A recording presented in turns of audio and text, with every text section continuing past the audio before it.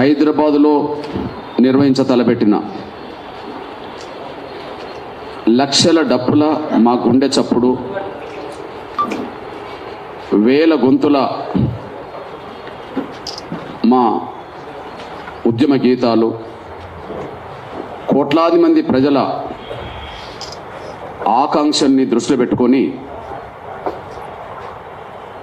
ఏదైతే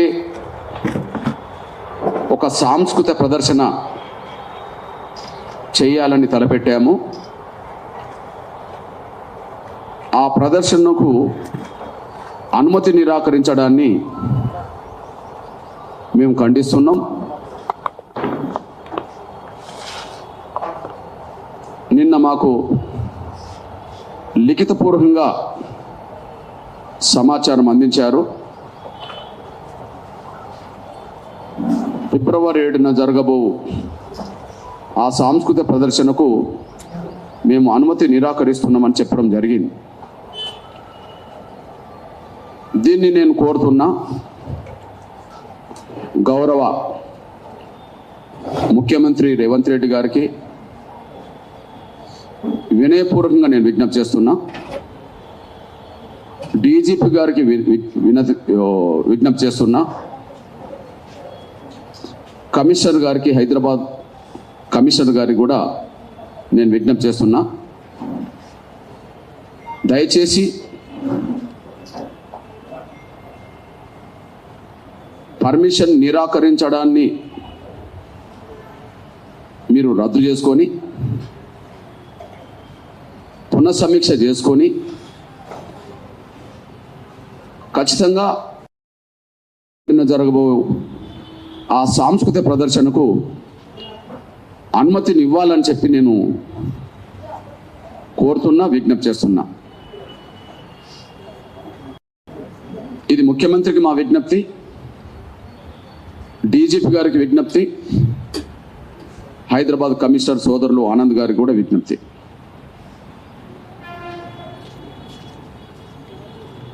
ఇది మేము ప్రభుత్వానికి వ్యతిరేకంగా ఈ ప్రదర్శన నిర్వహించట్లేదు. ఇది మా ఇప్పుడున్న ప్రభుత్వానికి మేము వ్యతిరేకంగా నిర్వహించట్లేదు. దయచేసి దీన్ని అపార్థం చేసుకోవద్దు. దయచేసి అపార్థం చేసుకోవద్దని విజ్ఞప్తి చేస్తున్నాను. నేను గత 30 ఏళ్లలో ఎప్పుడు కూడా ఇట్లాంటి ఒక కార్యక్రమాన్ని ఇవ్వలేదు. గత 30 ఏళ్లలో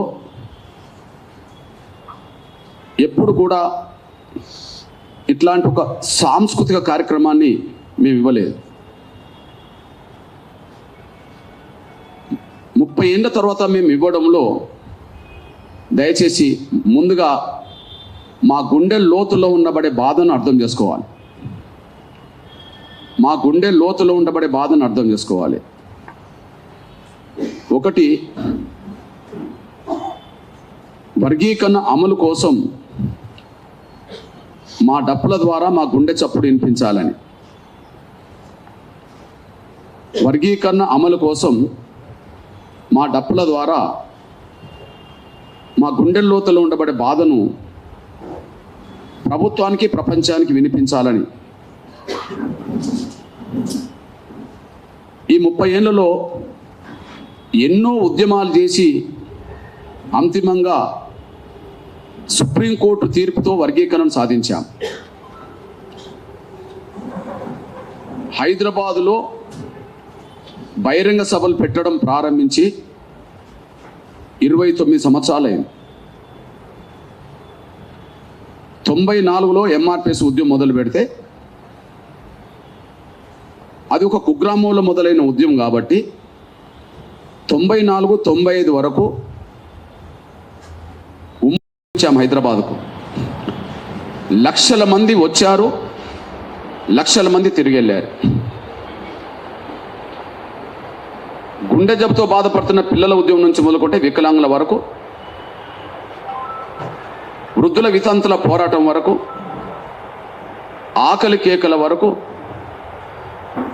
ఏదో ఒక సమస్య మీద ఈ 3 దశాబ్దాల్లో ఎన్నో సందర్భాల్లో చలో హైదరాబాద్ పిలుపునివ్వడం జరిగింది. మేము గొప్పగా గర్వంగా చెప్పుకుంటున్నది ఏంటంటే ఈ 30 ఏళ్లలో ఎన్నో ప్రదర్శనలు లక్షల మందితో జరిపిన, ఎన్నో సభలు లక్షల మందితో జరిపిన, బహుశా ఏ పార్టీ ఏ సంఘం కూడా నిర్వహించలేనన్ని సభలు ప్రదర్శనలు ఎంఆర్పిఎస్ చేసింది. ఈ 30 ఏళ్లలో ఎప్పుడన్నా హైదరాబాదులో శాంతి భద్రత సమస్య ఉత్పన్నమైందా? ఈ 30 ఏళ్లలో ఎంఆర్పిఎస్ వల్ల శాంతి భద్రత సమస్య ఉత్పన్నమైందా? శాంతి భద్రతలకు విఘాతం కల్పించే విధంగా మేము ఎప్పుడన్నా నిర్ణయాలు తీసుకున్నామా? లేదు. అది ఎవరు నిరూపించలేరు. 30 ఏళ్లలో లక్షలాది మందిని సమీకరించే సంఘమైన ఎంఆర్పిఎస్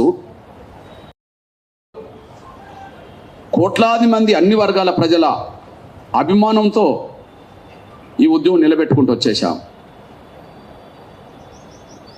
ఎంఆర్పిఎస్ తీసుకునే ప్రతి నిర్ణయానికి మాదిగ ఉద్యమ శ్రేణులు సమాజం కూడా కట్టుబడే బహిరంగ సభలోనూ ప్రదర్శనలోనూ పాల్గొంటూ వచ్చేశారు. మేము ఎప్పుడు కూడా శాంతి భద్రతలకు విఘాతం కల్పించే ఏ నిర్ణయం మేము తీసుకోలేదు. అలా శాంతి భద్రతలకు విఘాతం కల్పించే నిర్ణయాలే ఎంఆర్పిఎస్ తీసుకుంటే ఉద్యమం 30 ఏళ్ళు నిలబడేది కాదు.